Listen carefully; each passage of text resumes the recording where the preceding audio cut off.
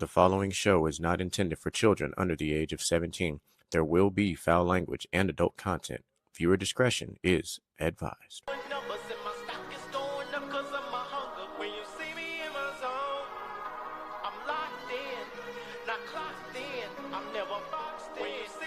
When I'm in my zone, I feel like I'm alone. I feel like I'm unknown to the world that's full of clones. My originality's focused on principalities broken. I'm loaning my heart and soul to the game that's scared to pay it back. And failure is a motherfucker. The strength to go on and believing in another sucker who don't see the vision in you. So you gotta work harder times two. Gotta make it do what it do with the limited sources you have. Your dream is still a fine motivation in you and inspire the world to do what you can. If you love it, then fuck it, get through it. Yeah. Mumble mentality activated. I waited for so long and burdens I've outweighed. When you see me in my There we go. Ladies and gentlemen, what's the deal? We in that thing. It is your favorite Wednesday nightcap pastime type of thing. We in that thing with your favorite dynamic duo, the Hall of Fame Splash Brothers. If you're playing beer pong, you already know what the fuck it is. But I am still the one that they call Mr. GQ, and the legend has returned. You know, I am the resident. I don't like the way the setup is right now. I'm about to switch this because you need to be on the. I am the look. It's you understand. If you ever come to church with me and see me like actually dance in church, I'm always on the same side when we start every time, and I always end up on the same side too. But I am your boy DJ Micah B. Sorry my audio isn't as crisp as it normally is. I have a dog that annihilated my mic for the most part. But asshole. I got two headlines. You know, you see mental health wrap up. Y'all already know what it is, the end of mental health month.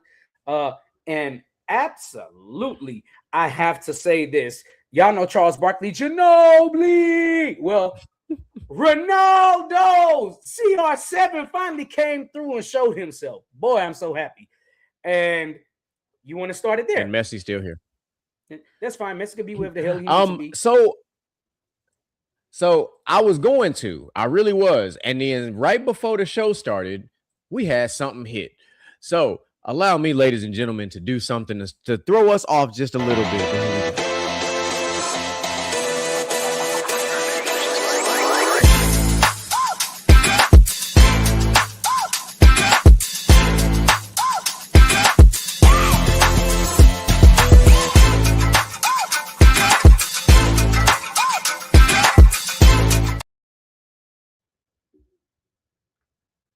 Oh, all right. So normally we don't get to start a show off like this, but this literally broke. When I say like right before I press go live, like this just broke. So we finally have someone who might actually be potentially, because we know we're in the alleged business around here until, you know, charges are formal and all the other stuff. But this could be one of the greatest dumbass millionaires of all time. Ladies and gentlemen, Detroit Lions, Terrion Arnold, bring that ass to the front of the classroom, please, sir. This man was arrested and agreed to a plea deals in a kidnapping and an assault case that carry a potential of life in prison. So Arnold had previously denied any involvement in this case, and then obviously something has shifted. So I was just like, okay, so that's crazy because he's currently facing multiple felony charges, and essentially it could lead to life in prison. That could be like the up to life in prison. So there's no telling how this ends.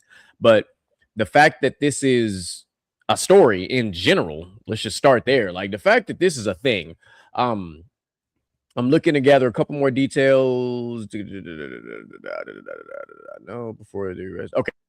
So before he had played in 8 games of the 2025, timing of the report.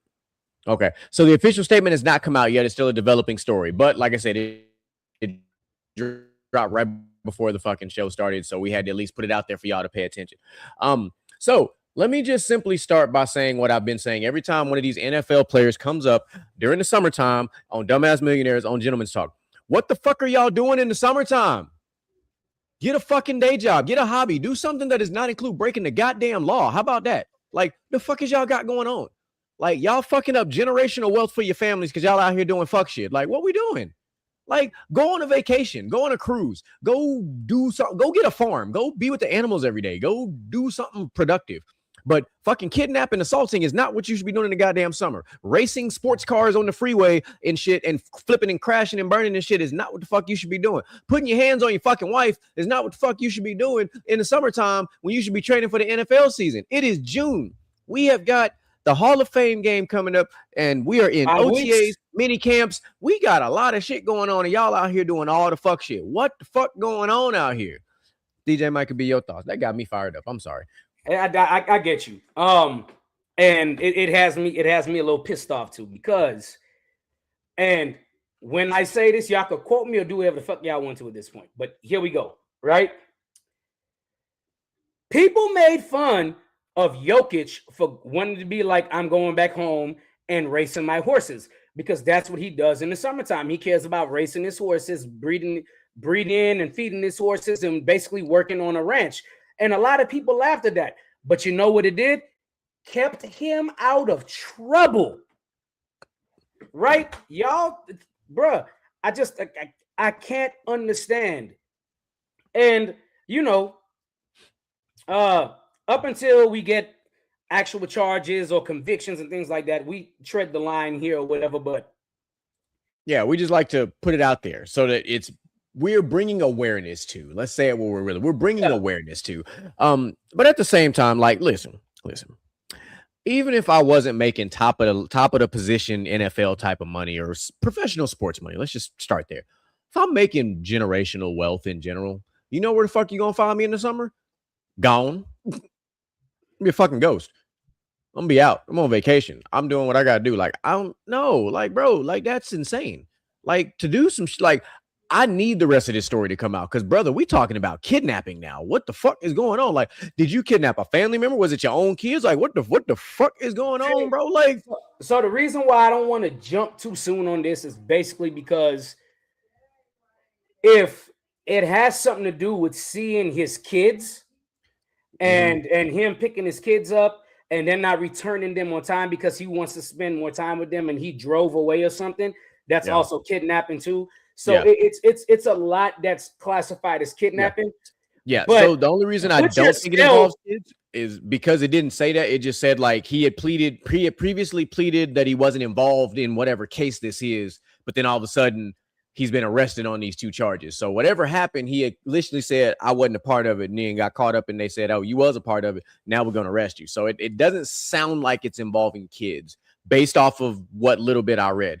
Because if you say you weren't involved in something, it typically don't mean your kids. Because by the end, you know, what we've learned is these professional athletes' spouses will come out and push it out on social media normally if it got something to do with, especially Tyreek Hill's ex-wife, whatever we call her nowadays, putting everything out there. Like, so we know, you know, the type of shit that'll go down out there. So yeah, we are hot and heavy on gentlemen. Well, hold on. So let me add another dumbass billionaire to the list, because I don't think we really talked about this too much. Let's go. Former Houston Rocket, James Harden. Bring that ass to the front, my guy. Brother. Okay. I will just put it out there. James Harden got pulled over. He had a gun in the car. And eventually. No. Sir, he had a gun on his fucking passenger seat, just exposed. That's fine. Okay. He had a gun in the car. I was getting to it was exposed, right? And he didn't follow the law to have the gun in the right setting. So let me explain something to y'all real quick, right? If you have a gun exposed in your vehicle and it's not concealed, the law says it has to be in a holster. Correct. Mm-hmm. Correct me if I'm wrong. Correct. It has to be in a holster. I want to put this out there plain and simple. Y'all can call me Uncle Tom or whatever y'all want to. Ignorance of the law does not exempt you from breaking the law, right? Ignorance of the law does not exempt you from breaking the law. He says he didn't know that. Doesn't matter. You're still breaking the law. You're still breaking the rules. If you're going to do something that has laws for it, you should probably read up on it. Yes, people are saying Texas is an open carry state. Granted, in an open carry state, if you're going to open carry it, you have to have it in a holster. Yep, I got you covered right here. Concealed storage. Handguns can be kept loaded and within reach without a holster if they are hidden from plain view, such as in a glove box or a center console. Holster requirement. If a handgun is in plain view, it must be stored inside of a holster. Age limit. Obviously, you must be at least 21 to carry a handgun in your car without a permit, though individuals 18 to 20 may carry if they possess a valid. But we're talking about James Harden. He's a grown-ass man. So either way, let's stick to the first two things I said, the concealed storage and the holster requirement. Let's just stay there. If you, as a responsible gun owner in general, let's just play this game, have a weapon in your vehicle, why the fuck would you have it out in plain view anyway? Why? Because shit happens. Like, shit happens. You could be in a rush somewhere, and all of a sudden, oh shit, I gotta run to the grocery store real quick. And then you leave, and you guess what you got? A pistol on the fucking passenger seat, just out and exposed. You know what's gonna happen? Somebody, a thief's greatest tool is opportunity. It only take one person. Ooh, look at that nice little Glock right there. Blah, I'm gonna blast your window out, and then I'm gonna take it. And guess what? If that person steals your firearm and commits a crime with your firearm, guess who's going to jail? You are, sir, the gun owner, because you did not properly secure your weapon. Okay, you're talking to somebody who does. Okay, I carry a weapon in my vehicle and additional magazines. Guess what? You can't see where my pistol is, but guess what? It is damn sure within arm's reach though, and it's loaded and it's ready, because I understand the law. I still carry my license to carry, and I renew that motherfucker. I'm one of them people. I'd rather be safe than sorry. And let's not forget one of the biggest things that a lot of people get caught up on as well. Not only just with James Harden, you cannot have one in the chamber. You just can't. You cannot have that bitch locked and loaded, ready to go. It's not going to end well. It's not going to end well for you. It's the law. You know what I'm saying? The law is there for a reason. I'm not saying I agree with all laws, and I know people will sit here and say, if he was white, and yeah, okay. This is one of those times where I don't think that would work. If he was white, it wouldn't have happened. They wouldn't have. Nope. It wouldn't. It doesn't matter. It doesn't matter, because y'all sit there and say all the time celebrities are above the law, and well, James Harden is celebrity. Everybody knows James Harden in Houston. The police know who James Harden is. If you don't watch basketball, you know who this man is. So this is not one of those times where race could even play a part. And I'm glad nobody tried to pull the race card. This is just a dumbass human card. Because, like, I get it. There are a lot of people who own guns and they're just doing it to be cool and don't understand the ramifications of owning a firearm in general, whether it's a pistol, rifle, shotgun, whatever the case might be. And it's like, sir, ma'am, whatever your pronouns are, weapon safety is weapon safety. All right. So if you are going to own one of these things and it's not for just fucking clout, you need to understand the laws and the day-to-day of what you're doing.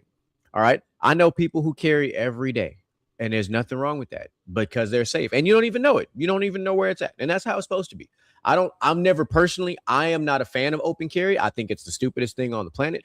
Obviously, if you're a police officer, security guard, shit like that, that's one thing. But a regular citizen, if you are just out here carrying open carry, you are just making yourself an unnecessary target, is what you are. And I'm not a fan of it personally. I'd rather you not know than you know. That's just me. Now, there are people who disagree with me. I've gotten into back and forth with people about this, and I don't say those individuals are wrong. I just say my personal preference, especially when I'm out and about with my kids, I'm not going to be open carry around my kids. I'd rather be concealed, so that way if something happened, I can get them to safety. I can do what I got to do, and everything is cool.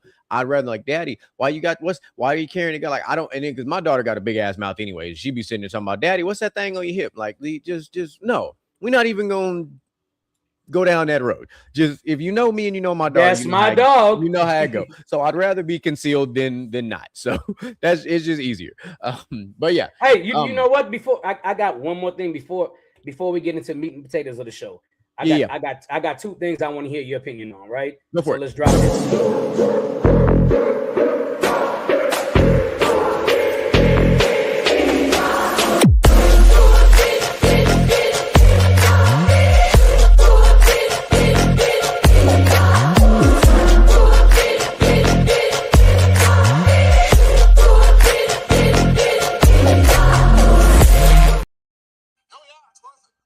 I tell you what, I was not expecting to load the show tonight, but I have been scouring the internet, and there are two stories that are currently getting a lot of comments and whatever else.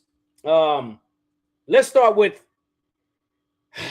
Let's start. You know what? I'm gonna end with the one that's going to play into Men's Mental Health Month because Okay. you know. So the first one I want to bring up is two minor league teams were going to play a game for this month, and they wanted to dress one of the team. I think they want to dress both of them in pride colors. One team, all the players protested saying they're not going to wear the pride color shirts because they don't approve of Pride Month and things like that. And so the other team got the W because they forfeited the win. One of the major things going on social media now was saying, somebody told me, somebody posted this on the comments today, was that why are people intimidated by gay people the same way they're intimidated by Mexicans? This is ridiculous, right? So, it say Hispanics, not Mexicans, right? Same. The two things don't correlate, but I'm gonna follow you. Correct. So my personal response was, hey, look, when it comes to America and this country, a lot of people are religious. And with the religion, a lot of religions speak out against pride and, you know, gay marriages or whatever. And this is just me speaking, like, not saying, you know, I don't support or I do support or whatever. It's just like, yo, look, this, a lot of religions speak out against it, right? So the person comes back and basically tells me, oh, so you speak out against Hispanics being in this country. And I'm like, hold on, time out. I never brought race into this. You brought race into this. I didn't say nothing about no Hispanics. But I want your comments on people's stupid ass comprehension these days and not understanding plain shit in sight. And also, what do you think about a team stand-up as something that they don't support? And they're saying it's homophobic and they're intimidated by gay people.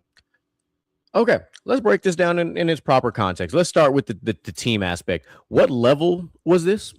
I think this is AAA. I think it's AAA. Okay, so it's not professional at all. No. It's amateur, for lack of a better term, right? Yeah, it's basically minor league baseball. Cool. So even still, it doesn't matter what the level is. I was just curious. The way I approach this is the same way I approach anything else when it comes to different viewpoints and beliefs and stuff. I don't care what you believe. I don't care what you represent. I don't care about any of that stuff. However, when it comes to nationalizing it in a way that, you know, like when it's more in your face, let's frame it that way. When it's more in your face, everybody's not going to be down with it. That's just how it is. We live in a country where you're allowed to disagree with stuff. You're allowed to not like stuff. You're allowed to speak out against stuff. Guess what? The same community we're talking about, the LGBTQ plus community, they speak out against stuff all the time. We are not in the same boat of comparing the LGBTQ plus community to the Hispanic community. They are not the same. They are not the same. It's the same when they tried to compare, when the community tried to compare it to suffering the way the black folks did and the way the women did. I was like, it's not the same thing. It's just not. And it's not to be mean. None of it's to be mean. It's just, you're talking about something that affected far more people. First of all, when we talk about African Americans, far more. We talk about Hispanics, far more. Like, I get it. There was a point in time where you did not talk about if you were not straight, whether you were bi, whether you were gay, whatever the case might be. There was a time when you didn't talk about it. We had a term for it growing up. People would say they were in the closet. And then we weren't as desensitized to it as we are now. Whereas back then we knew about the trans community growing up, but that we had a different name. We're not going to say the name on the air because it's kind of fucked up when you say it out loud now. But now it's a lot more normalized. It's in society and all the things, and that's great. There's nothing wrong with that. But teams that are not bound by rules and regulations, unless it's something that comes down and we're talking about baseball by the MLB, they don't have to. If it didn't come down by the MLB, the NHL, any of the major, basically what the umbrella they fall under, they actually can protest. They can protest just fine. If this was an NCAA thing, colleges could protest, because now you're talking about the NCAA and conferences. Like, it gets, this can get real ridiculous really quick. I'm not going to be mad at anybody for speaking out against something they don't follow, they don't believe in. It's no different than religion, since we're talking about religion. I have no problem with anybody's religion. Just don't put your religion in my face. Like, believe what you want. You can tell me you're a fucking Jedi, and I'm gonna be like, bet. But don't be all up in my face and oh, I can't believe you're not a Jedi, you're wrong. Or it's like, oh, you're not a Catholic, you're not a Christian, you're wrong. Like, bro, so what? So what? I have friends that are atheists. I don't care. What you do. Your life is your life. Your life story is your life story. It don't affect me none. Just keep that shit out of my personal really out of my daughter's bubble. All right, my daughter is 4. I would like my daughter to maintain her innocence. I would like her to learn the world naturally. I don't need nothing being forced upon her. Let her just, learn. Me, I don't care. I'm a grown ass man. I'm just gonna tell you to fuck off. But she can't. She can say that. She shouldn't say that. But yeah, I don't have an issue with it at all. Like, we live in Texas. We have a massive Pride Parade festival here in Houston every year. Houston, Austin, Dallas, and San Antonio.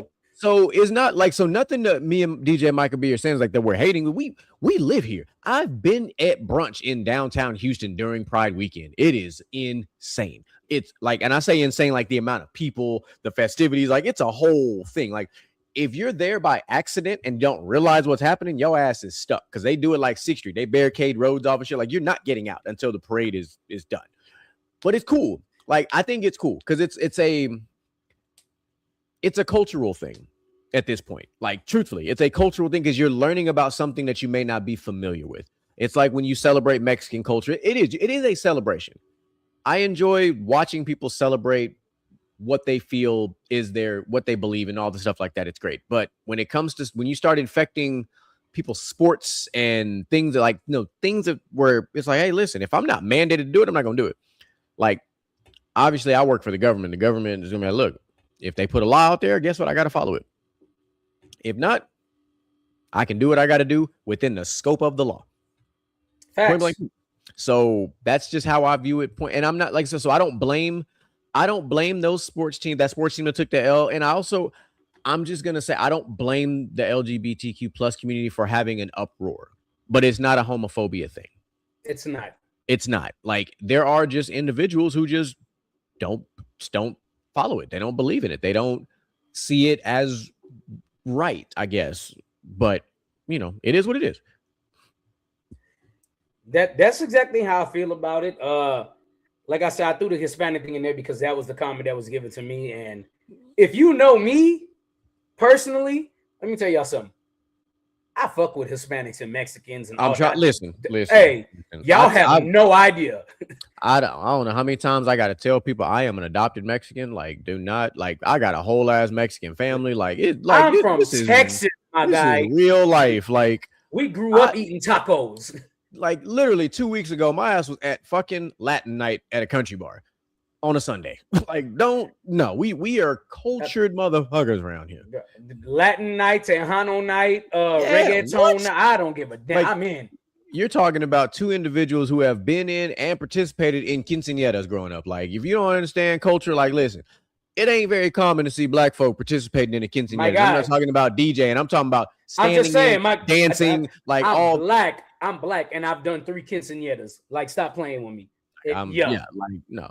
And speaking of Hispanic culture and just Mexico is beating the brakes off of Czechia 3-0, 3-0. I apologize. I mean, speaking of proper soccer context. So that game is a wrap. It was kind of a wash anyway, because Mexico already won the group. So this was kind of like a game that doesn't matter. Yeah, a meaningless game. South Africa is currently beating the South Korea. So the Battle of the South is going on. Switzerland beat Canada. Bosnia beat Qatar. Brazil beat Scotland, and Morocco beat Haiti. So that's kind of what we look at right now. Tomorrow we got some good games. The U.S. has a throwaway game against Turkey. We got Paraguay and Australia, the Netherlands and Tunisia. Sorry, Sweden and Japan, Ivory Coast and Morocco, and Ecuador and Germany. I will be watching. Actually, I'll be watching Japan Sweden because that should be a That's very yes, and sir. that game is in Dallas, by the way. That game is at Cowboy Stadium. If I would have known that ahead of time, I might have, I'm not gonna lie. The knockout World Cup tickets are too damn expensive, bro. And the first game that we have in Houston, well, one of the first games, Saudi Arabia and Cape Verde on Friday. Oh, for the knockout round? That's for Group H. Okay, so Portugal and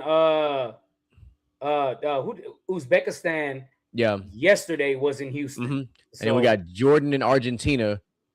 Bro, we got Argentina here, bro. That's man.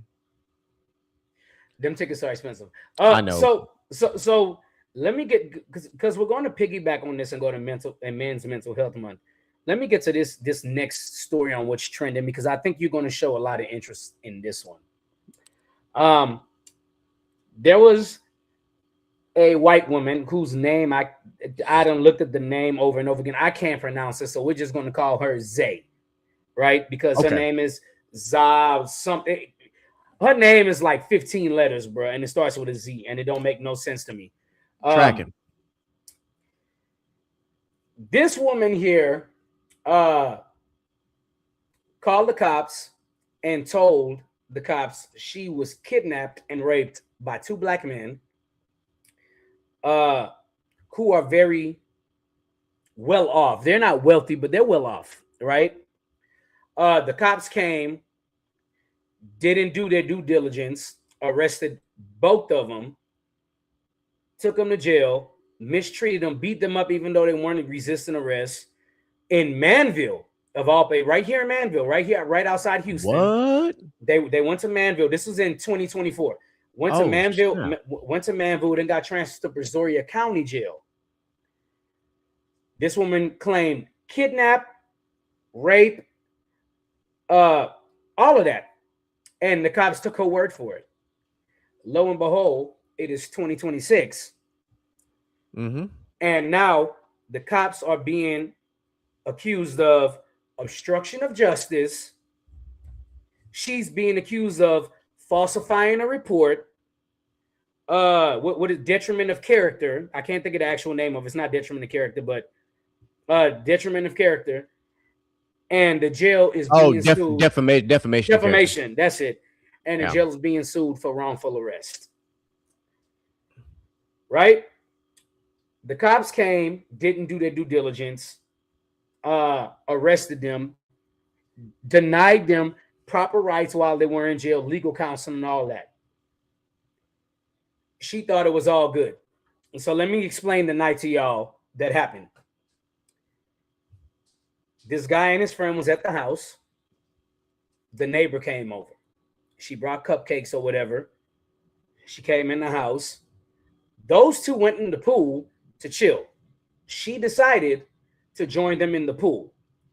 Everything sexually that happened was consensual.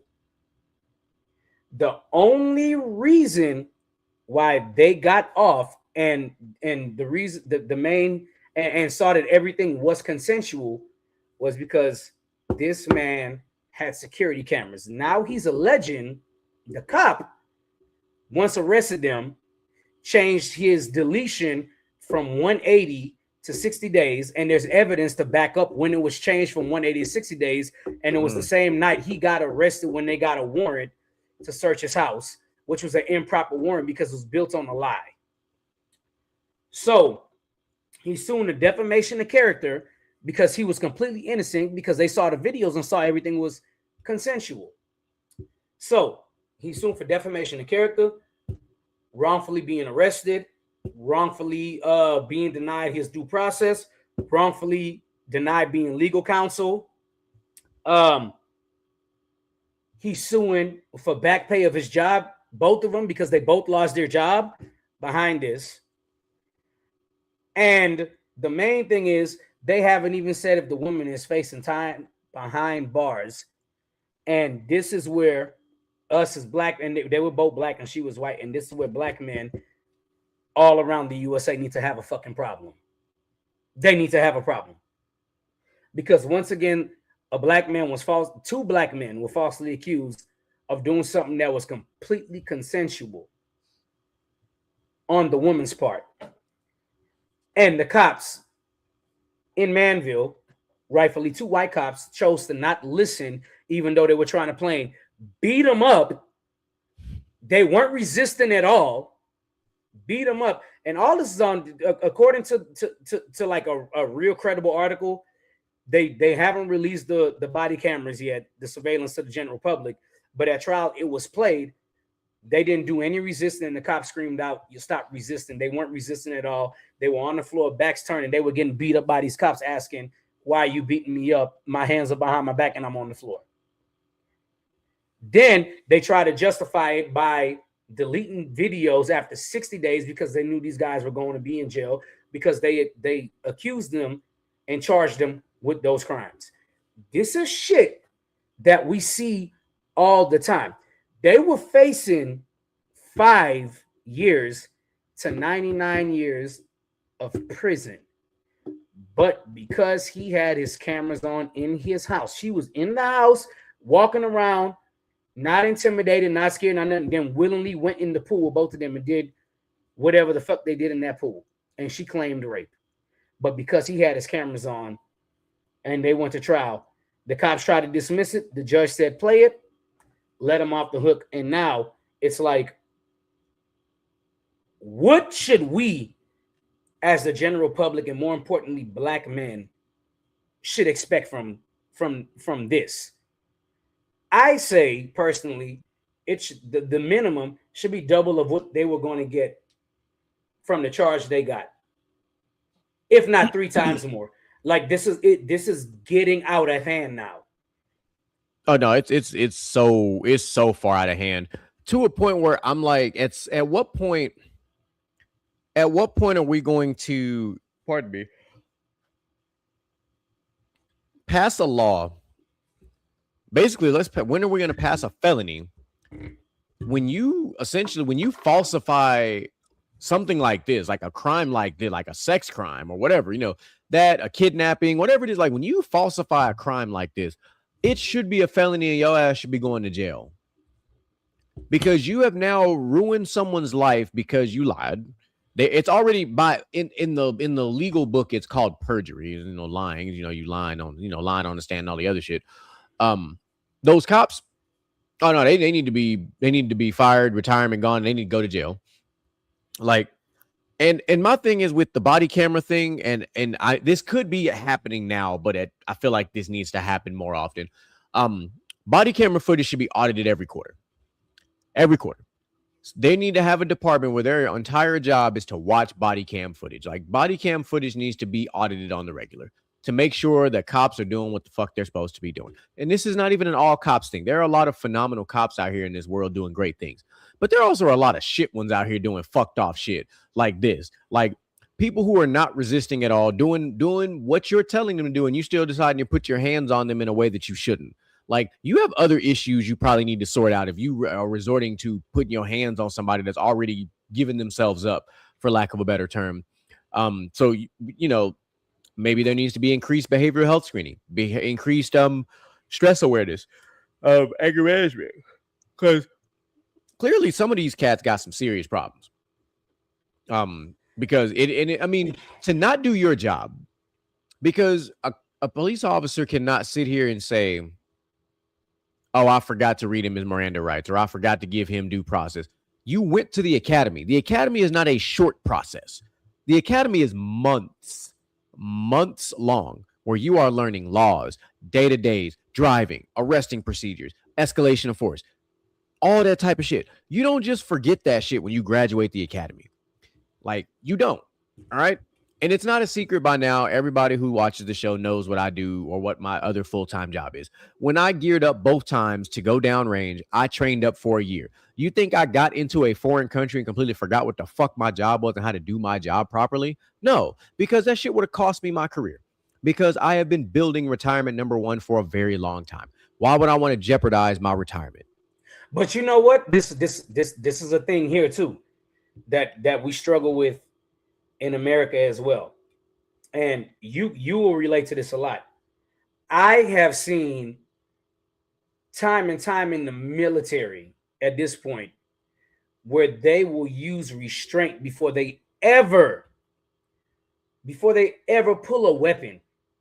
But cops, a lot of cops don't do that, right? So and they give a lot of other cops a bad rep.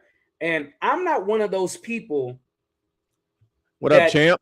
That have really had like a lot of bad running with cops. A lot of the cops even if I get pulled over, I just cooperate. Hey, how you doing, officer? Hey, do you know why I pulled you over? I don't. Maybe did I forget to turn on my indicator? No. Look, hey, this was going on. I ran your registration. Your registration was out. It's been out for a month now. I'm like, okay, no problem. Yeah, I know my registration is out. I just haven't had the money to go do it, or you know what I'm saying? Like, and it sucks for those cops that actually do their job. For those because majority of cops really aren't bad, but no. A few, you know what they say, one bad apple spoils the bunch. Yeah, and on the flip side of that, let's address the other side of this really quickly too. Citizens, stop with the fucking disrespect. Try for clout. Listen. If you got pulled over, relax, be respectful. Most cops will let you off, so you can get back in your car or turn the car back on, whatever the case might be, and get on about your business. Like, if you start with respect, you 9 times out of 10 gonna get that same respect back. I've been pulled over in a couple of different places, whether it's in Texas, out of state, whatever. I operate the same way every time because I'd rather do that than the alternative, especially if I'm in another state and I don't really know, what's going on. I'm like, listen, and I really do. I'm telling you, listen, this is if I get pulled over, first thing I do, I get off as soon as I can get off, put my hazards on, turn the car off, put the keys in the dash, and I'm holding my license and my insurance in my hand, ready to go. That's me, hands on the steering wheel. Like, that's just me. Why do I do that? Because I don't want you to in no way, shape, form, or fashion think I'm a threat of any kind.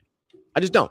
Because if I give you that soft posture from the jump, we shouldn't have no problems. Now, sometimes you might catch that officer just had a really fucked up day and you just so happen to be the wrong one. And that's a whole different ballgame. And if you're one of those people that's concerned about that, then push record on your cell phone. And that's okay too. But like me, like that's just how I've always done it. I used to be a little bit more extreme, not gonna lie. I used to take my keys and put them outside the car, like I used to roll my window down and drop my keys outside the car. Like I wanted like no indication that you thought I was finna try something stupid. Like that was just not that I was afraid of the cops. It's just like growing up, how me and DJ Michael B, we saw a lot of things.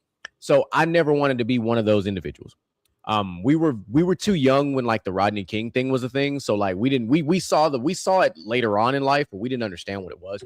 But we had a lot of friends that were dumb and had encounters with the cops. Like I've only had one bad encounter with the cops, and it was at an event that DJ Michael B was DJing when we were a lot younger out in Baytown. And it ended up getting shut down over there. It was over there by the churches and stuff, by Electric Cowboy. I remember this like to a T. I was driving my BMW at this time. And the cop was just being an asshole. Like no matter what, like, we was being respectful, but like, I'm trying to help Michael load up the speakers in the trunk, and cop just was not having it. And I was like, you know what, shit, man. I was like, you know what, I'm just gonna sit here on this car with my license and just chill, because I don't want you to shoot me, tase me. I'm just trying to help my man get his equipment put back in his car. Hey, facts. So we can leave. Like, like we not stealing nothing. Like y'all done already shut the party down. We just trying to load up and get the fuck up out of here. But he wasn't having it. Surprisingly, it was not Officer Brown. If you know, you know. I'm sorry. Never thought I would drop that name on this show, but it had to happen. But yeah, but outside of that, yeah. But to put a bow on this scenario as a whole, police officers, you go through all this training. You're taught what's right. You're taught what's right from wrong. You know you got body cameras. You know you got all these things in place. Just do what you got to do. Like, do your job, right? I get it. You're gonna deal with unruly citizens that are just full of shit, especially our people. Our people are really bad about it. Like We they get are it. We one definitely get hundred percent. it. Like We soon know. as they get put, oh goddamn cop being racist. You know, I'm like, bro, everything ain't about race. Sometimes you was really out here doing 80 and a 40, bro. Like you was doing the wrong fucking thing. Like, you know, you can't, if you get caught, you got caught. Listen, when I get pulled over for speeding, I'm like, fuck, he got me. I already know I was speeding. I already know. Yep. You know, like, I'm not finna fight you, bro. You got me. Like, ain't shit I can do about it. You know, like, and I take extra precautions at like stop signs and like red lights, especially if I'm going right on red. I will go to a full stop. I count to like, I think I count 4 or 5 Mississippi, and then I'd make my right turn. Like, I don't, because I've turned right too fast and gotten pulled over for like failure to yield or something like that. Yep. And I'm like, damn. And same with stop sign. You can get failure to render a proper stop. Yeah, failure to render proper stop at a stop sign is what it's called. If you basically do a pause, a rolling stop. That's, yeah, if you do a rolling California roll. Yeah, that, you know what I'm saying? If you know, you know. So citizens, do the right thing. I get it. We all do it. Some of us speed, and we get it, you know. But just, you know, if you get caught, hey man, take the L. Go to court.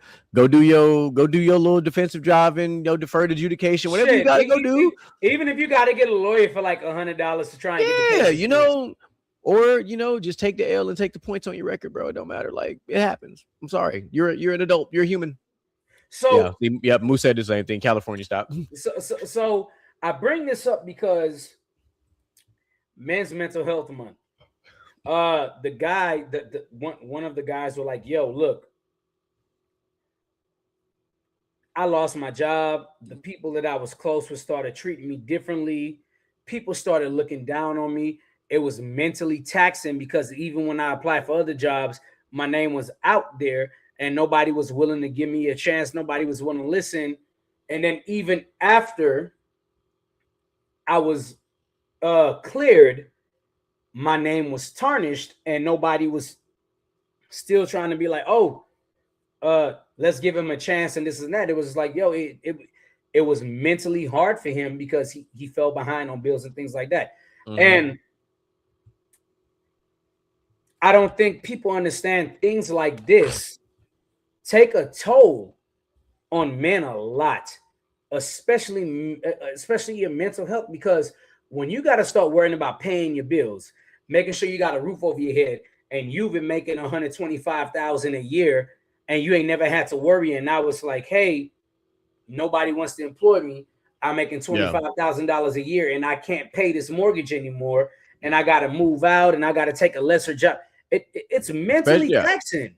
Especially when you gotta dive and dip into your savings, you know what I'm saying? Like shit you was trying, you know, that when you gotta dip into your savings, man, that shit tough. Like, cause your savings is there for a reason most times. But when you got to do that to start paying your bills because the workforce out here, or the opportunities are just few and far between. Yeah, like there are a few things in life that will truly stress a man out. Everything that DJ Micah B said is 100% what stresses men out. That shit.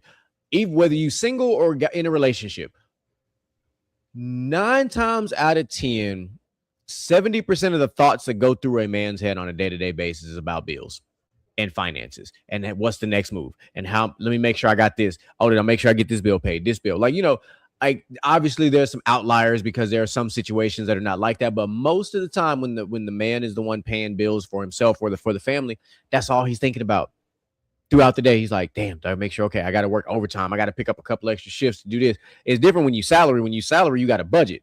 When you got a budget, it's a whole nother ball game. Because now you got to be like me and DJ Micah B. I'm looking at the whole ass spreadsheet. I'm like, shit, all right, I got this bill coming out. Like you got to pick up no extra hours. Like you got to study your shit because outside of a fucking bonus, your ass ain't getting no extra money. And our income tax is trash. But Facts. that's neither here nor there. To continue going down this like I said, we talked about wrapping up this men's mental health thing. Is I wanted to personally talk about something that is very hot button. We've talked about this on the show 2 years ago. We've talked about this on multiple occasions. The word vulnerability. Vulnerability is the new trigger word. for men. And this is why I say that, because when you hear this, there's a stigma attached to vulnerability in men's vulnerability. There's an entire stigma. And what usually happens is when a man is vulnerable to a woman, in the moment, it's fine. It's the residual effect. So like later on down the line, when another fight breaks out and all of a sudden that same vulnerability that you had with that same lady is now thrown in your face and used against you. And you're like, oh, okay, you know what? Bet I will no longer express myself to you like that anymore. Or another instance is where you decide to be open and vulnerable with a woman or a man, whatever the situation might be, and they find a way to flip it and make it about them. And they no longer have taken into account what you just said. Like they basically glossed over it. And you're like, well, fuck. What about what the fuck I was just saying? Like I was coming to you, you know, because you're my partner and I'm trying to express myself, but you over here making it about you. And now you're like, oh, because of what I now said, it's making you feel some type of way. So now it's a whole ass problem. Like those types of instances, right? So in the title of this show, I put embracing men's vulnerability. And I put that there for a very, very, very specific reason. The more I looked into it, I said, you know what vulnerability actually is for a man? It's a tool. And I said, if you think about it, DJ Michael B, you've worked on cars many a times. Mm-hmm. You've worked with a socket set on multiple occasions, and you know every single time you work with a socket, there's always different sockets for different bolts and screws. Vulnerability is the same way. If you use vulnerability in the right context, in the right frame, it can be a valuable tool for you. And here's where I was thinking about this earlier today, because we had already had this show planned out, ladies and gentlemen, but I was putting together this part of it because this part was important to me, because it's kind of what's the word I want to use? It's a realization that I came to with vulnerability in my current journey that I'm on and how I will proceed moving forward. And I'm going to tell you how I personally plan on using vulnerability as the true tool that it is. I'm going to use it as a red flag eliminator. And how am I going to do that? You might ask yourself. I'm going to pick, a couple of moments, when you're going through the talking stages and you're trying to, build something with a potential partner and stuff like that.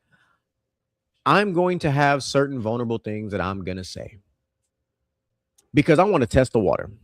I want to see how you react. And if you react the way that everybody else pretty much reacts, tells me everything I need to know about if I ever told you something more serious. I'm no longer personally, whatever other people decide to do is on them. Me personally, I'm no longer going to hide from my vulnerability. I'm going to use my vulnerability for what it is, another way of expression. If I feel like I can trust you, I'm going to be that way with you. If you cannot accept that, then obviously you and I were not supposed to be friends. We're not supposed to be lovers, whatever the situation finds itself to be. Vulnerability is a tool. Vulnerability is the ultimate double-edged sword because it's the ultimate sign of trust, and it can also be the ultimate sign of betrayal because you can use it when you really trust somebody, but that person can flip around and twist that sword and pull it out, and now they can betray you with that later on, which they betray your trust. When they betray your trust, you have now created a fissure, a crack in the foundation, and which will eventually lead to the end of that relationship, if that's what happens. That's why I'm going to use vulnerability the way that I use vulnerability. I have, me and Mike have talked about this on multiple. I have men that reach out to me now, close friends of mine, colleagues, whatever, and they use me as their vulnerable source. And I protect their vulnerability. Facts. Because we've said this on this show a million times. Men need safe spaces. I apologize. Men need places where they can be vulnerable and get, if you got to talk to me, but the way you're expressing it to me is I can tell that you're about to also cry while you're telling me, hey man, do you say what you got to say? Get it out your system. I would rather you get it out your system than compartmentalize it and hold it in for you to explode later.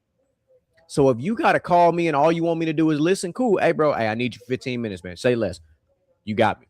I'm gonna put the AirPods in. I'm gonna listen to you for 15 minutes. Say what you got to say. Then if you ask me for my opinion, I'm gonna give you my opinion. But I'm going to be that person. I'm never gonna use somebody's vulnerability against them because I don't think that's right anyway. I'm going to utilize my vulnerability. And if you decide to use that against me, guess what? I'm going to use them pair of scissors like they meant to be used for. I'm going to cut your ass off. Point blank, period.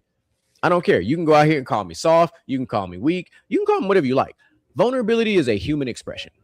It's not a woman expression. It's not a man expression. It's a human expression. Everybody expresses vulnerability in different ways. Point blank. If a man in particular, though, because this is why it's important that we're talking about it for men's, but if a man is expressing vulnerability to you, that man truly trusts you. If a man is vulnerable with a woman, that man trusts you. The first time typically a man is ever actually vulnerable with a woman is his own mama. Lord knows I done been vulnerable with my mama on multiple occasions. My mama ain't never held it against me, not one time. And if my mama don't hold it against me, your motherfucking ass can't hold it against me. Fucking right. Like, because your mama, at least for us in the black community, your mama the most judgmental person you're gonna deal with. Because she gonna tell you like it's like Bernie Mac said, she gonna tell it like a TI is. All right. She gonna tell you when you being stupid. She gonna 100% do all those things. But what she's not gonna do is scold you for being vulnerable. Vulnerability is not a soft thing. I actually think vulnerability is a strength. It's such a sign of strength, actually, because you're embracing courage. You're taking a leap of faith. You're doing something that's uncomfortable. And lots of people in this modern era do not do uncomfortable things. They're so fucking comfortable being comfortable instead of being comfortable being uncomfortable. So embrace your vulnerability, men and women alike, but men more so than anybody else. Embrace your vulnerability, because guess what that means? If that person all of a sudden if they just don't take it for what it is, guess what? That told you everything you need to know about that person. Period. That's how you weed people out. You know, just like Ludacris said in one of his songs, man, you cut the grass and the snakes will show. All right. Your thoughts on that? Well, I want to start by saying this, especially when it comes to vulnerability, right? I want to pull facts. Here's the facts. Okay. And a lot of people's not going to like this, but I don't give a damn. Right. I don't think people understand that the least divorced rate, I'm trying to say it the right way, but the least amount of divorce is happening between gay men. Mm-hmm. Then it goes to men and women. And then the highest divorce rate comes between two women and women. Why is that, DJ Micah B? Why is that, Mr. GQ? Because women weaponize, well, most women, I don't want to say all women. A lot of women weaponize what you tell them at vulnerable states. Right? Which is why I implore men, and he told y'all this just a while ago, which is why I implore men, get you a safe haven of men to speak and to talk about steps that you can take next. And this is not me saying don't open up to the woman you're in a relationship with or whatever it is. But this is me saying, like, open up to your friend group too, where you're not judged. I'll be the first to tell y'all, I've had hella problems, whether it be my relationship, whatever. I will call this man right here and I will talk through. He would tell me, like, you're right about this, you're wrong about this, you're right about this, you're wrong about this. That's what men need. They need right and wrong, because men are realistic. Women move off of emotion. If they feel they're emotionally right, they're right. If they feel they're emotionally wrong, they're wrong. Facts versus feelings. So, in a sense, with vulnerability, right, it can be weaponized, but it also shows strength, right? And it sucks that something that shows so much strength and courage can be weaponized and used against you. I know, right? Especially when there's a quote that says, "No weapon formed against me shall prosper," but yet, right, it does. Manipulation at its finest. There is people that manipulate, twist, whatever you want to call it. Gaslighting. Right, basically gaslighting. Whatever y'all want to call it now, there's people that will manipulate, twist, gaslight, all that stuff. And they will never take accountability for doing it. And they will try and say, hey, this, and this, and you were wrong with this, and this. And it, to no fault of your own, you might have just been really open and really vulnerable with that person, and people just don't give a fuck. Right?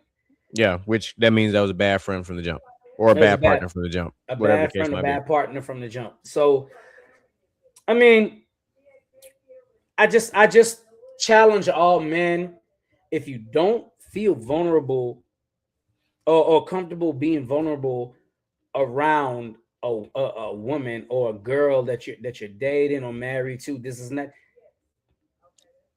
Get you some friends that you can talk to, because being vulnerable as a man can really take its toll on you when it is weaponized, especially when it's weaponized and manipulated, and there's nothing you can say or do to that person to show them that they're weaponizing or manipulating what you said. And been there, done that. It sucks. Yep. And if you're afraid to express yourself, even in the setting with a group of men, for example, hey man, y'all get together, go to somebody's house, man, get y'all some whiskey and some cigars, man, and sit round table style, man, and just talk. Eventually, you know, saying that whiskey hit, them cigars hit, and you just like, man, I just got to get this off my chest. Just get it out there, put it on the table. We over here, every Thanksgiving, we definitely do it. We'll do our show like y'all see us, and then after the show is over, normally Mr. GQ's dad got some kind of whiskey or something that we ain't never tried, and we all start pouring, smoke cigars, we start talking, and people just naturally start saying, man, I'm going through this. Well, I'm going through this. And it was Japanese whiskey last year. Yeah, and I'm not going to lie, bro. You come out of that meeting like, somebody knows what I'm going through. I've gotten good advice, and I know if I need more advice, I can reach out to this person. I'm not gonna lie. This is why every year, and you know this, I did it again this year. For the past 5 years, every year when Father's Day come around, your dad is one of the dads I call. I always call your dad, because I know at any point I can call your dad and ask for advice. I can call and be like, man, this, and this going on. It's weighing on me, this, and that. I can call GQ, hey, this, and this going on. It's weighing on me. They were like, well, this, and that. He can call me and be like, man, this, and this. This is, people need that, right? And the reason why men to men has the average divorce rate, and that's the lowest, men normally don't gossip.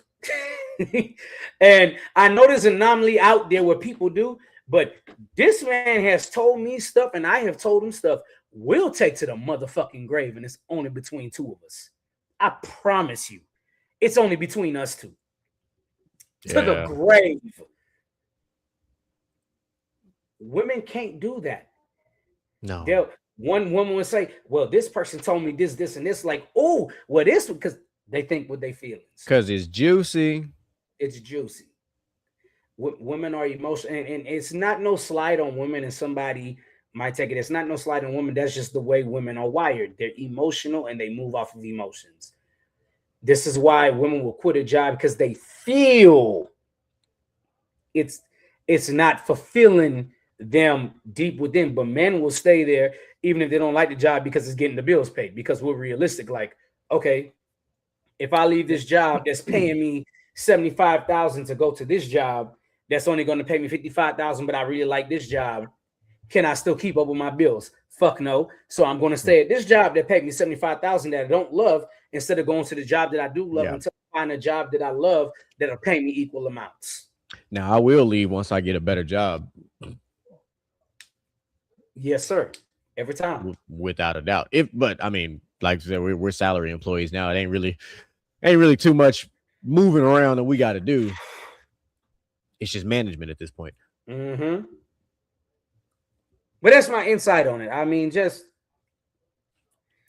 mean, and that really puts, excuse me, that really puts a bow on it. I have one last piece of this that I want to put out there, just because we'll continue with this men's vulnerability thing. I had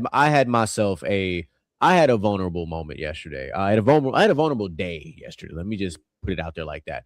Um, and obviously, if you know me, you know I've been wearing my red bracelet for quite some time now. We're coming up on this first year with without my dog Trevino. And yesterday he was heavy on my heart. Yesterday, kind of drug my day down. Like like I woke up and this happens to a lot of men. Like I woke up and I felt down.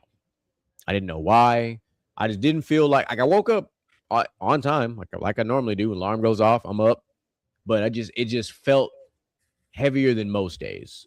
And I was like, man, something ain't right. Like I don't know what it is yet, but I'm gonna go through my morning routine and then like when I went to go what did I go do?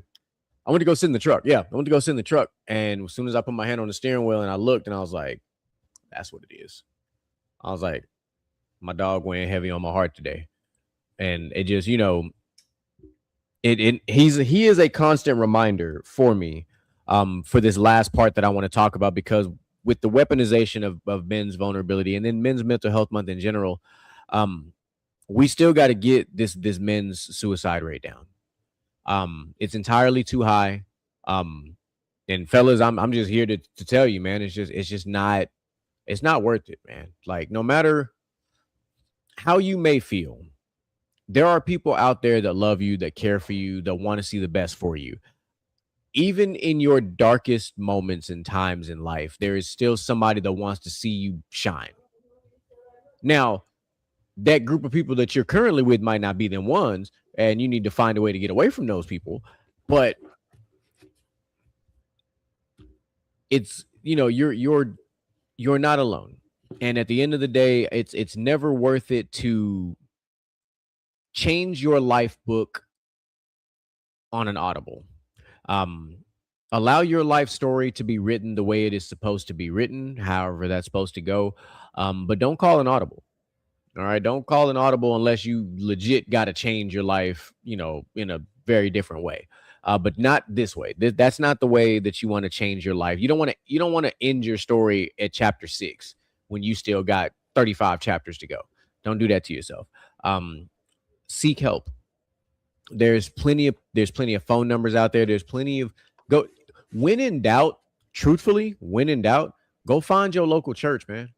Go find that pastor, like go find somebody that's there to listen. But there's always a phone number, all right? There's a whole song about it. There's an entire hotline dedicated to helping you. Before anything else, man, please seek some kind of help and assistance before you decide that is the decision that you decide you need to make. That is a very dark place to be. When you are in the abyss and you don't see any light and you just see pure darkness, that's when you know you need to reach out and find somebody to help you. So that's my call to action for men, and so that we can bring that number down. My veterans alike. So not just my men, my veterans as well. Veteran suicide is still extremely high. We need to bring both of those numbers down significantly. Get into journaling. Find you that one person that you can talk to. Like whatever it is you got to do. But like, I'm just telling you, ending your life story before your life story is truly written is just not the right way to go about it. Yeah. I have many friends that have been in the military. I've seen some of them come back not as themselves as when they left, and some of them try to push everybody away and isolate themselves. But I have been one of the few people where I'm like, you could try. I'm not going anywhere. Like I've seen this before. I'm not going to let you do it. The suicide rate amongst men is very high, and it's sad to me that so many men feel like it can't get better, and a lot of that has to do with whatever you you've been through in your day-to-day life, whether it be military or whether it be I'm with this person and I'm doing everything I can and I'm just not enough at this point, no matter what. Financial stress, which we just talked about earlier. Like That weighs heavy. It does. It's just I don't want to deal with this no more, and I don't know how to deal with it. And if I leave this situation, I don't want to deal with the aftermath either. I've seen it time and time again. Listen, and I've seen on Facebook where people say, well, women are like, well, we really do care. And it's like, I don't want to hear your words. I want action. I want your actions. I don't think you really do. I don't give a fuck what you say. Like, you can say whatever you want to make yourself look like a phenomenal person on social media, but what actions are you doing? Have you reached out? Have you sent a text message? Have you whatever? Have you actually done something worth the shit or credible to prove otherwise? Because anybody can post something like that on social media and look good for clout purposes, but can you actually show the actions that you've done to follow suit? Bro, I had a friend 2 years ago that wanted to kill herself. She called me. Well, she didn't call me. Somebody else called me and was like, well, she shot herself and she really wanted to kill herself, this, and that. I got on the phone and called her, and I stayed on the phone with her from 1 o'clock in the morning till 4 o'clock in the morning. She cussed me out. You effing this. The only reason why I ain't do is because you was on the phone with me and this, and that. Why the fuck are you staying here and you trying to save me, this, and that? And guess what? She's still alive right now. Not only is she alive, she's thriving on a new job driving trucks and making more money than she's ever had. And she's just like, I don't want to come back to Baytown or Houston to live. I just want to be on the road because on the road I found peace and this, and that. Perfect. If I hadn't picked up that phone and called him when somebody called me, who knows?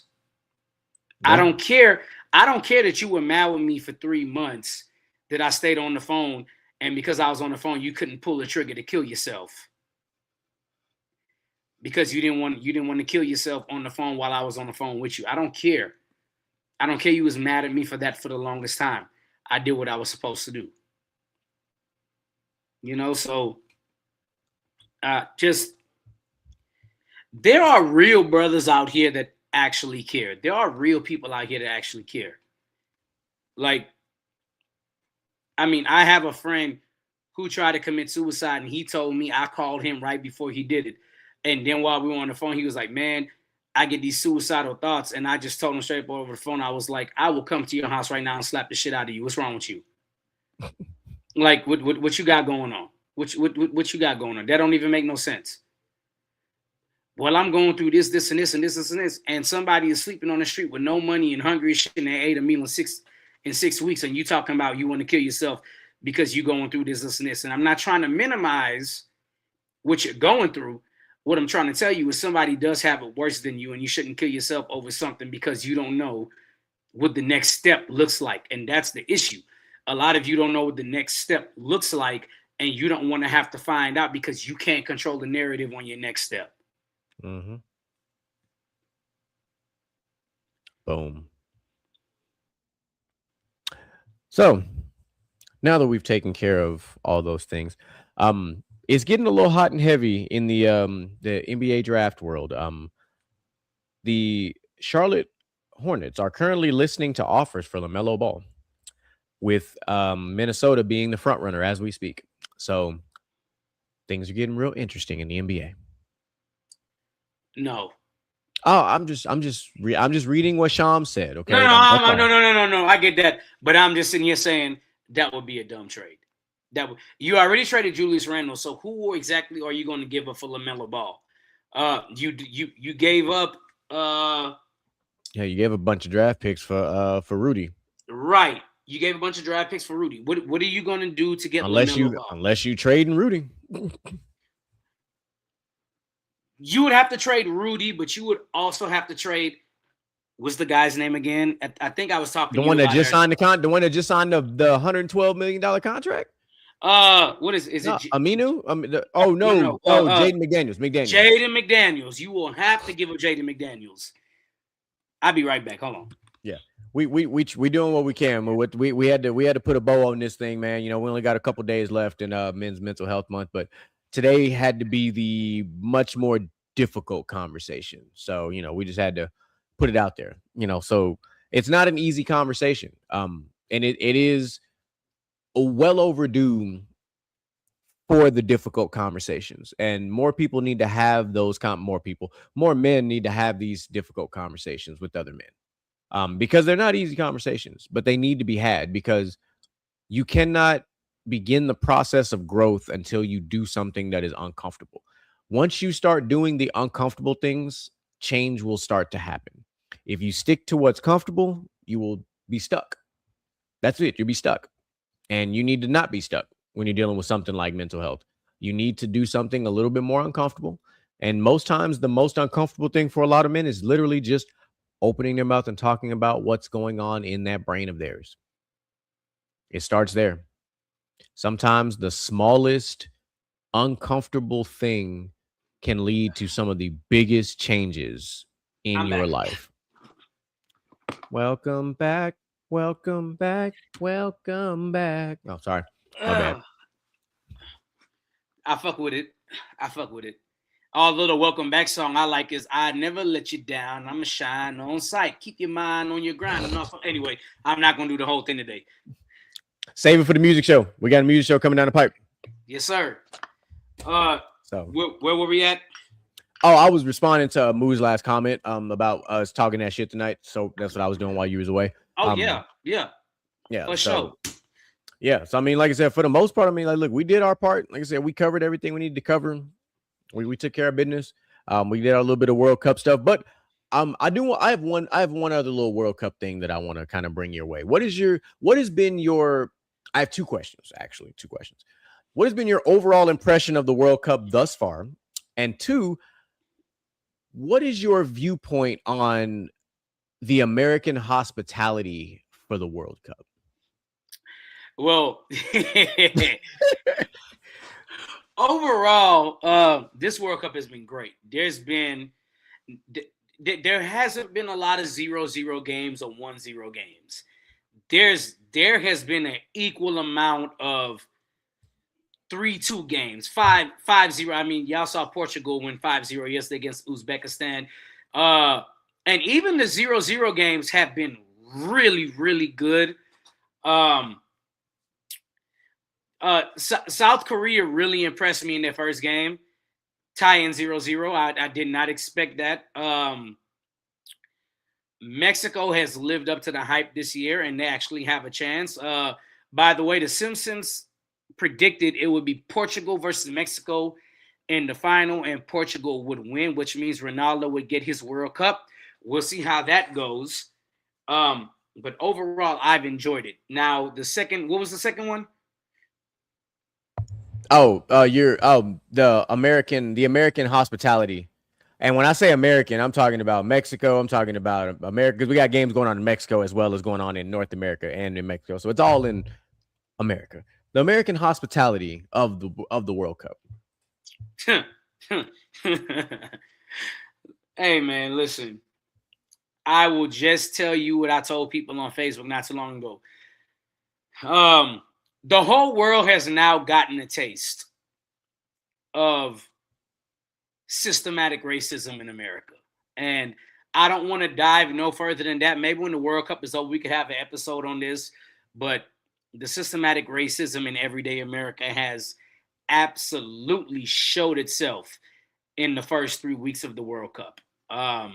From people from the Middle East getting sniffed by bomb dogs, to people getting sent back even though you know they are a team member, to it's the World Cup has been really good. Everything surrounding the World Cup with politics has been trash. Here's what I will say though. I love other teams don't give a damn about America's rooms of hospitality, because they are coming for Trump and leaders of America. And America is embarrassing themselves with that stupid ass chant they have. I don't know if you heard America's chant yet.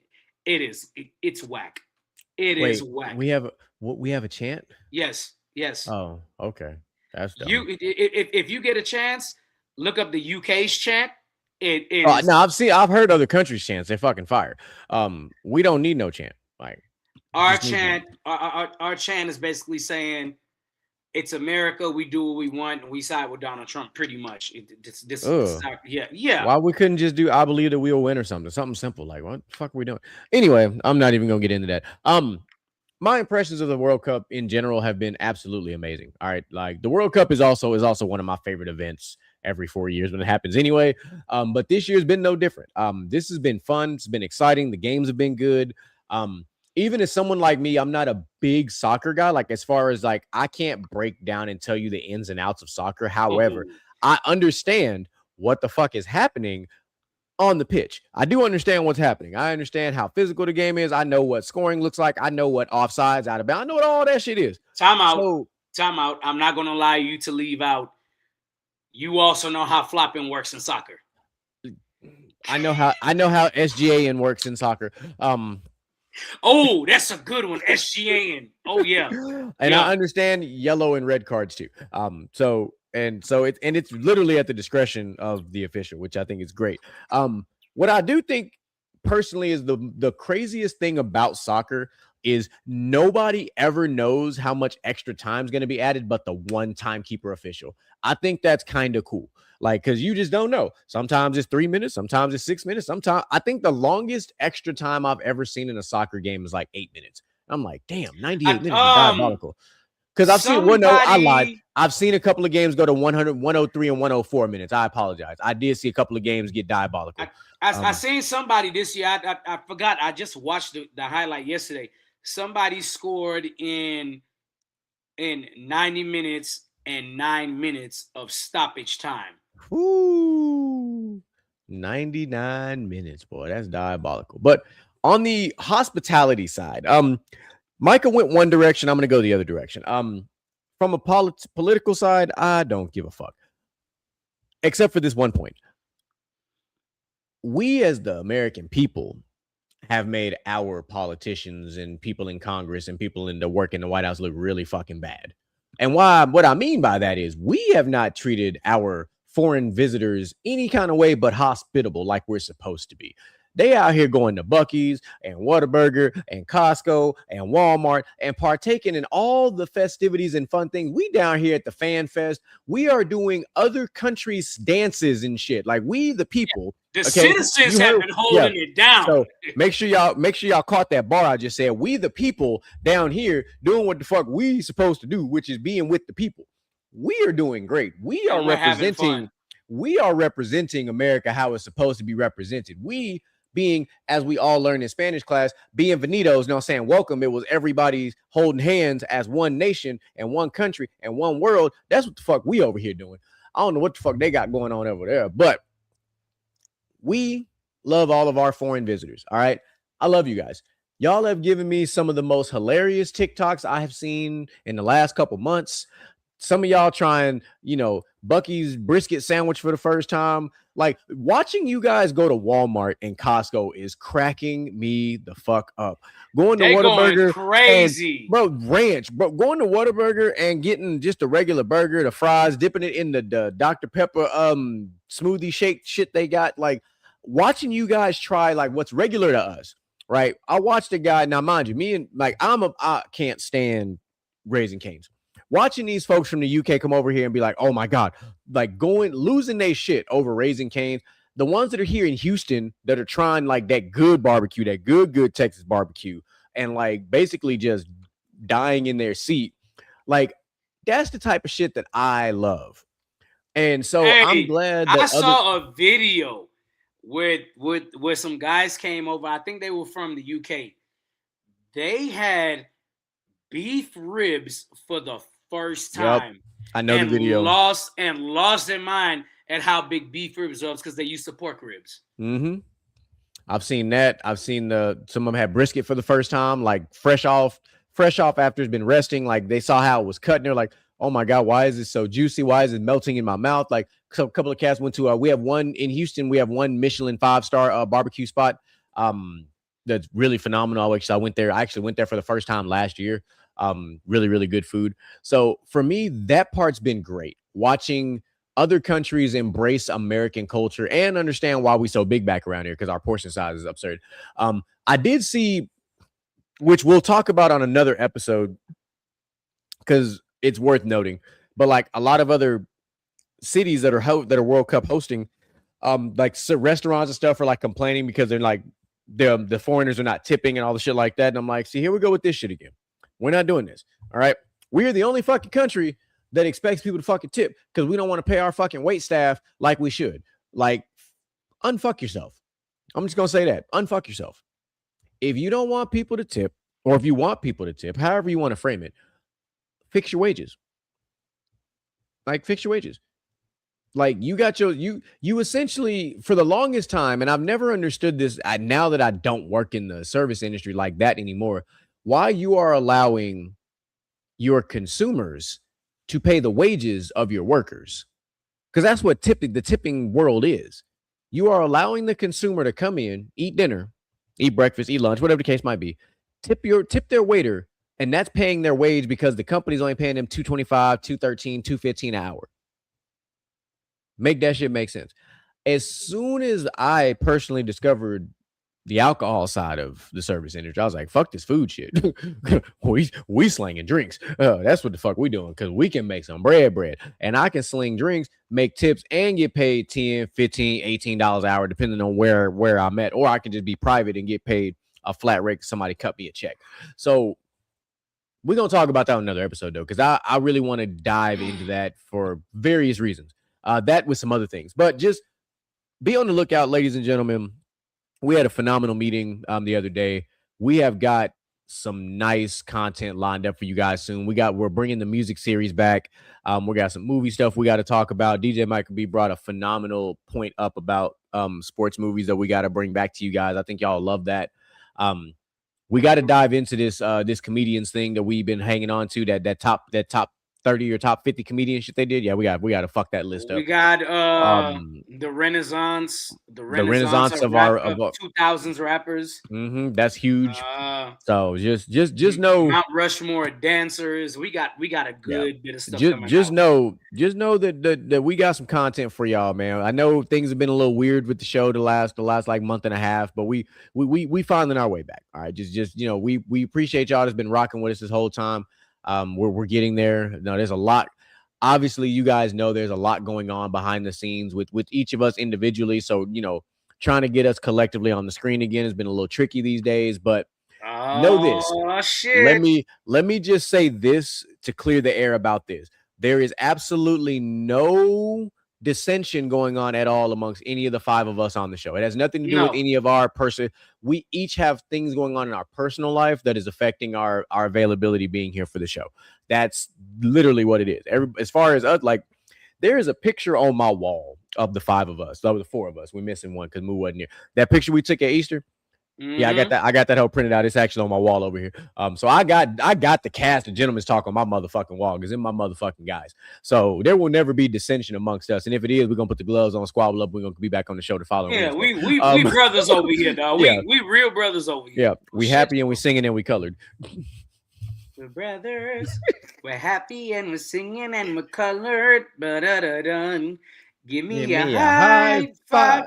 Except on that, give me a high five is give me a hold up. God damn it. Look, I'm waiting for it when Moo get down here. That's all I know. It's gonna be on. It's gonna be on. Look, it be like that. But what's your closing thoughts, DJ Michael B? My closing thoughts, really, to close out mental health month, is if you know a guy that's going through something and you know he is, call him, check on him, check in with him, make sure he's good, make sure he's stable. Be the person that's there for them, because you never know if they call you and that will be the last call you will ever receive. Luckily, that just never happened to me. But I've seen it happen to a couple of people, and I've seen a couple of people say, "Man, if at that point I would have answered the phone, this person would have still been here."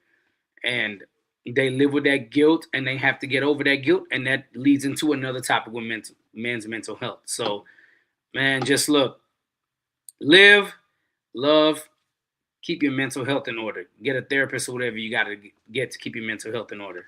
Mm-hmm. All right, so I'm gonna close it out like this. Just know, at some point I will have a lot more stories to tell you guys. Right now, we're going to keep managing this as we need to manage it. Stay black, stay high, fly, and Pee Wee from Baby Kids. We say, hey, you heard what he said. But yeah, there's a reason why my headline is the way it is, because there's just a lot going on my side of the game, but I will have plenty of stories to tell you guys before long. I'm working on I can't call it a new segment, but I kind of am. It just revolves around something that I typically do with Micah anyway. I just tell him fucking stories and shit. But eventually we're going to have GQ story time. And I'm just going to tell you guys about my goddamn adventures, because we loading.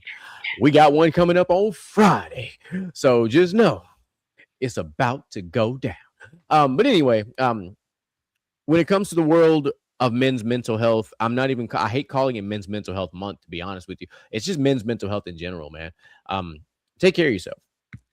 Fellas, do not be afraid to get into therapy, talk your issues out. I've been in therapy for the last 4 years. I've told you guys this. Like, I have zero problem telling you guys about not what I talk about in therapy, but the fact that I'm in that type of shit. You know what I'm saying? Like, trust me. Just know. All right. I've been in therapy for the last 4 years because I've had to work through issues from when I was younger, because men hold on to shit for way too long and we don't talk about shit. And now that I've talked about all that shit, that's why I'm telling you about embracing vulnerability. So last year I told you guys embracing the L. This year I'm telling you guys to embrace vulnerability, man. All right. That's what I'm talking about. Moose said he got stories for days too. So that's just know it's gonna be on and popping. Make sure you tune in. NBA draft finishing up day 2. A lot of good moves going on. So you know the fellas going to be talking about that this week. Of course, you know you got Inside the Huddle coming up on Friday, as DJ Micah B calls it, the best damn football show on the internet. That motherfucker Sorsby, no draft for you, sir. Sit your ass down till 2027 with y'all. I want to gamble on sports head ass. Ha, ha, ha, ha, ha, ha, ha. White privilege failed. Yeah, I said it. All right, anyway. Chat as per usual, man. We love y'all. We appreciate y'all, and we be out. Motivation in you and inspire the world to do what you can. If you love it, then fuck it, get through it. Mumble mentality activated. I waited for so long. Get burdens, I've outweighed. When you see me